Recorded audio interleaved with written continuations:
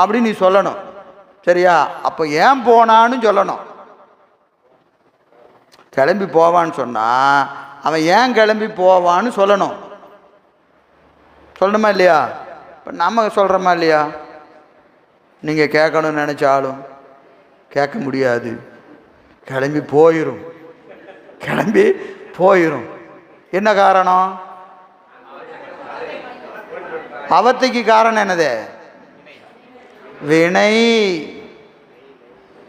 மதியானத்துக்கு மேலே ஒரு பெரிய ஸ்க்ரீனை கட்டி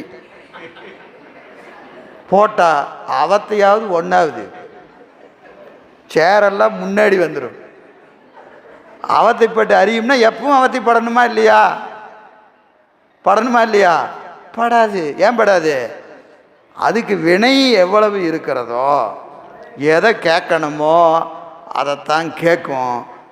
வினை இல்லாதது வந்தால் நேட்டை ஓடிடும்.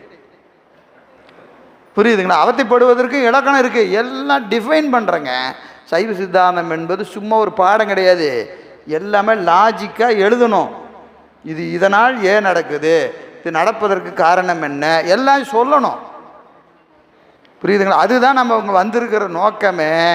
எந்த கேள்வி கேட்டாலும் பதில் சொல்லணும். எல்லாத்துக்குமே என்ன இருக்கிறது?